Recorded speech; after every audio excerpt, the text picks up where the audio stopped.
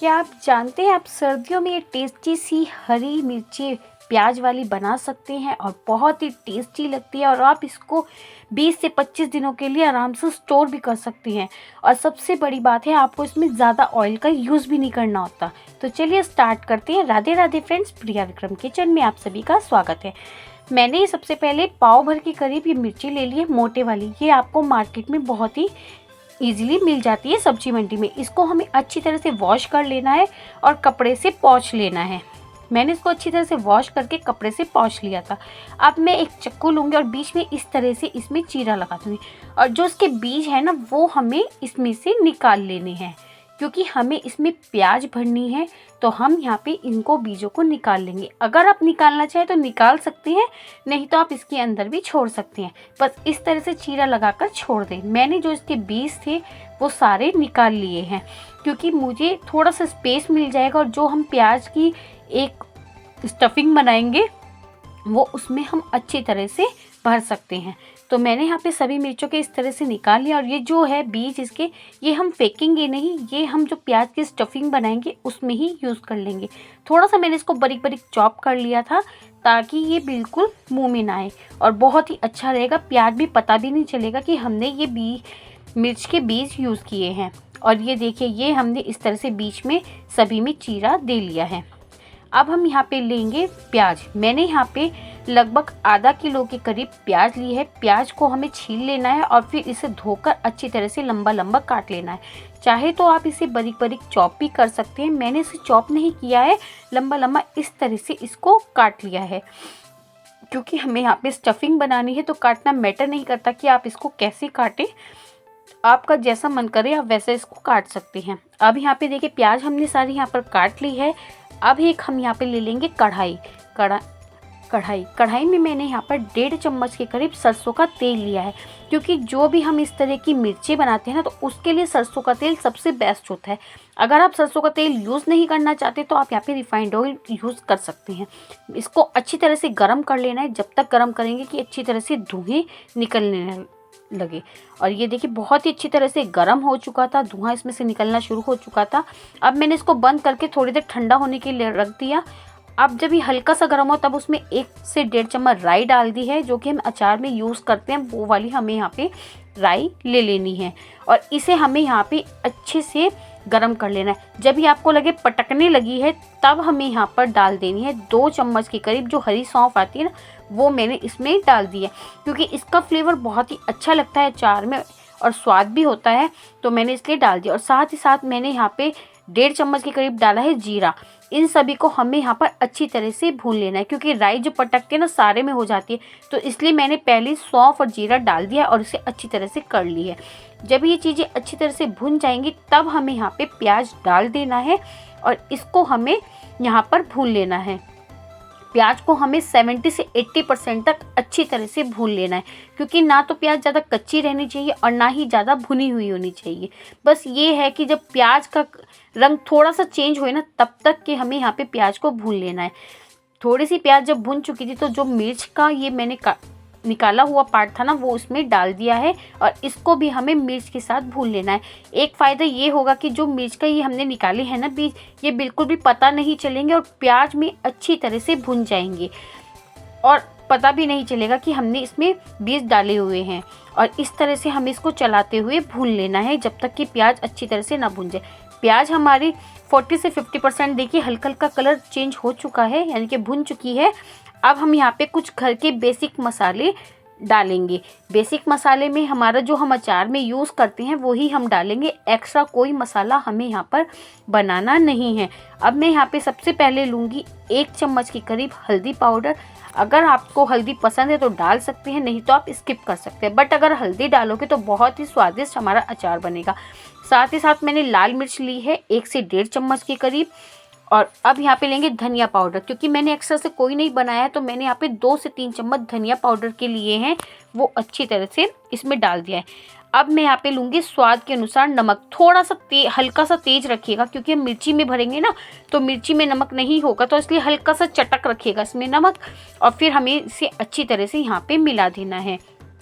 इसको हमें यहाँ पर अच्छी तरह से मिला देना है ताकि जो मसाले हैं वो प्याज में अच्छी तरह से मिक्स हो जाएं। अब हमें यहाँ पे जब ये अच्छी तरह से मिक्स हो जाएंगे ना, तब हम यहाँ पर लेंगे अमचूर पाउडर, जिससे एक बहुत ही अच्छा सा टेस्ट आएगा। और मैंने आपको दिखाया सारे मसाले यहाँ पे भुन चुके हैं। अब मैं यहाँ पे अमचूर पाउडर लूँगी 2 चम्मच के करीब, वो ले लिया है। अब हमें इसे भी अच्छी तरह से यहाँ पर भून लेना है। जब अमचूर पाउडर अच्छी तरह से मिल जाएगा, तब हमें यहाँ पे लेनी है एक सीक्रेट चीज़। हम इसमें डालेंगे 1 चम्मच के करीब चीनी। अब आप सोचो कि चीनी हमने क्यों डाली? चीनी हमने यहाँ पर इसलिए डाली है ताकि वो हमारे सभी स्वाद मसालों को बैलेंस करके रखेगी और हमारे स्वाद को इन्हेंस भी करेगी। तो इसलिए यहाँ पे हमने चीनी डाली है। 1 चम्मच चीनी डाली है, जो कि बहुत है। इसे अच्छी तरह से हमें यहाँ पे मिला देना है। अब मैंने यहाँ पे लिया है 1 ढक्कन के करीब विनेगर, यानी कि 1 चम्मच के करीब विनेगर लेंगे और इसमें डाल देंगे। क्योंकि हमें ये मिर्चें स्टोर करके रखनी है, इसलिए जो हमारी मिर्च का अचार है वो बिल्कुल भी ख़राब नहीं होगा। विनेगर इसलिए डाला है, कोई केमिकल हमने इसमें यूज़ नहीं किया है, सिर्फ विनेगर हमने यहाँ पर डाला है। और प्याज को अच्छी तरह से भून लिया है हमने। विनेगर आप जब डालें, जब आप गैस ऑफ कर दें, गैस ऑन करके आपको विनेगर नहीं डालना है। प्याज की रेसिपी हमारी बन चुकी है, यानी कि स्टफिंग बन चुकी है। अब एक फ्राई पैन ले लेंगे, उसमें हमें 1 चम्मच बेसन लेना है और बेसन को हमें बिना ऑयल के यूज़ किए ऐसे ही हमें भून लेना है। ये मैंने नॉनस्टिक पैन लिया है, नॉनस्टिक पैन में मैं भून रही हूँ। ये देखिए बेसन यहाँ पे भून चुका है। आप चाहे तो लोहे के तवे पर भी बेसन भून सकते हैं, बहुत ही अच्छा भुनता है। तो मैंने यहाँ पे नॉनस्टिक फ्राई पैन लिया है, उसमें बेसन को अच्छी तरह से भून लिया।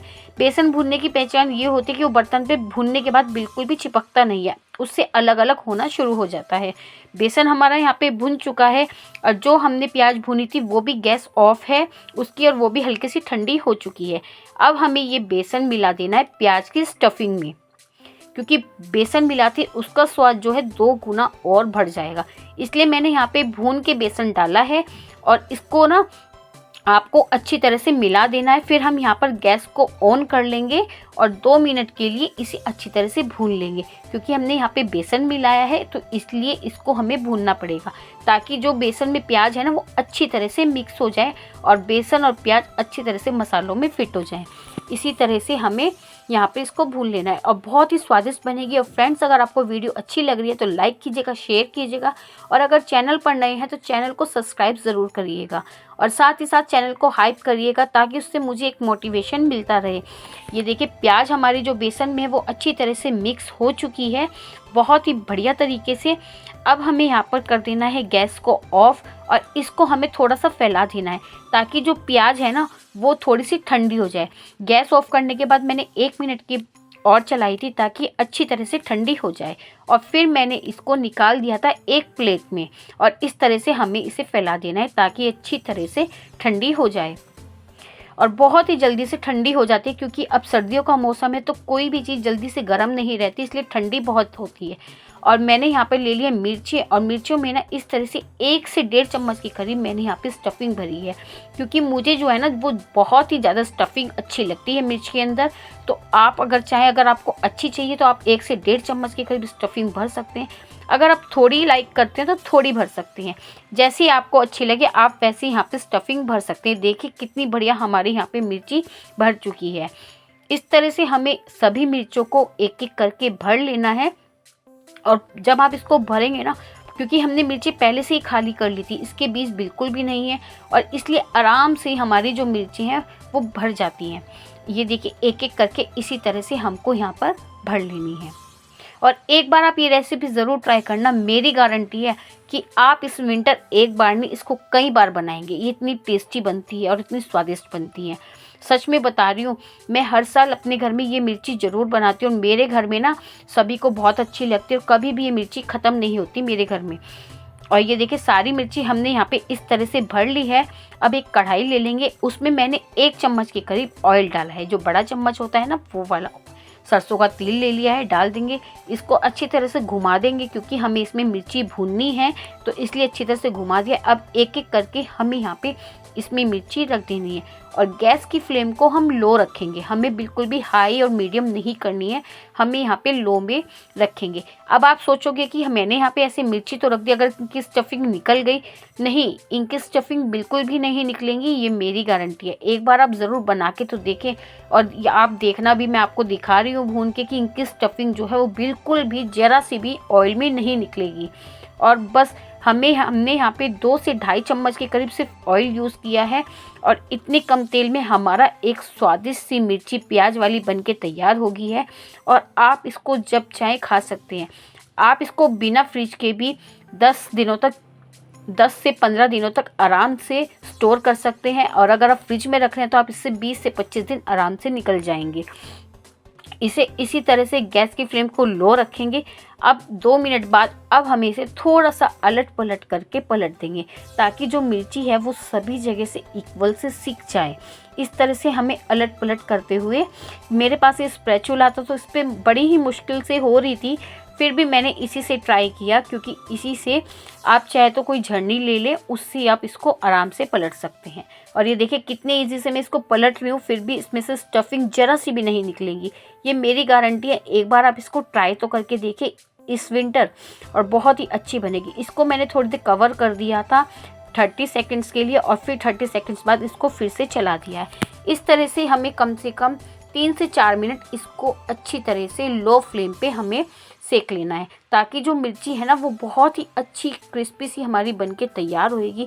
और आप ये मिर्ची हाथों हाथ खा सकते हैं, आपको इसको रखने की बिल्कुल ज़रूरत नहीं है कि आज हमने अचार डाला कि कल उठेगी, ये बिल्कुल भी नहीं है। आप इसको हाथों हाथ खा सकते हैं, और इतनी टेस्टी लगेगी ना, सच में आप इसके दीवानी हो जाएंगी। अब इसको कवर कर दी है, और 1 मिनट बाद मैंने इसको फिर से खोला है, थोड़ी सी अलट पलट कर दी है, ताकि जो मिर्ची है वो सभी जगह से परफेक्ट सिक जाए। ये ना रहे कि आधी मिर्ची इधर से सिक चुकी है और आधी कच्ची है, ये बिल्कुल भी नहीं होना चाहिए। बस इसी तरह से हमें इसको सेकते रहना है, और फिर से हम इसको कवर कर देंगे, और 30 सेकेंड्स के लिए फिर हमें इसे देख लेना है। ये देखिए कितनी अच्छी तरह से ये जो मिर्ची है वो सिकनी शुरू हो चुकी है, और आपको दिख रहा होगा कि मैं इसको कितनी भी कैसे भी अलट पलट कर रही हूँ, और स्टफिंग इसमें से बिल्कुल भी नहीं निकल रही है। यही इस मिर्च की खासियत है। अगर आपकी प्याज की स्टफिंग बिल्कुल बढ़िया बनी है तो आपकी प्याज की स्टफिंग बिल्कुल भी नहीं निकलेगी। इसी तरह से अब फिर से हमें यहाँ पे प्लेट को कवर कर देना है, और ये देखिए कितनी बढ़िया हमारी यहाँ पे मिर्ची जो है बन चुकी है। बहुत ही यम्मी सी हमारी यहाँ पे मिर्ची बन चुकी है। ये देखिए मैं आपको दिखाती हूँ कितनी बढ़िया यहाँ पे ये देखिए बिल्कुल परफेक्ट बनी है हमारी यहाँ पे मिर्ची, और ये देखिए स्टफिंग भी बिल्कुल वैसी की वैसी है, और इतनी अच्छी मिर्ची बनी है कि आप एक बार नहीं कई बार इसको बनाओगे इस सर्दी। सच में बहुत ही अच्छी बनती है। ये देखिए सुपर बनी है बिल्कुल। आप इसको रोटी के साथ खाइए, दाल चावल के साथ खाइए, जिसके साथ भी आपका मन करता है, पराठे के साथ खाइए, स्टफ पराठे के साथ खाइए, जो भी आपको अच्छा लगता है आप उसके साथ खाइए। बहुत ही बढ़िया बनती है, सुपर। मैंने इसको एक कांच का डिब्बा ले लिया था, उसमें मैंने इसको स्टोर करा है, और इसे अच्छी तरह से फिल कर दिया था, और फिर मैंने इसको ठंडा होने के बाद फ्रिज में स्टोर करके रख दिया था, ताकि जो ये मिर्चें काफ़ी लंबे टाइम तक चल जाए। बट मेरी मिर्चें 1 हफ्ते से ऊपर नहीं निकलती, उससे पहले ही ख़त्म हो जाती हैं। तो फ्रेंड्स फिर मिलूंगी एक और नई वीडियो के साथ, तब तक के लिए राधे राधे फ्रेंड्स। जय हिंद, जय भारत।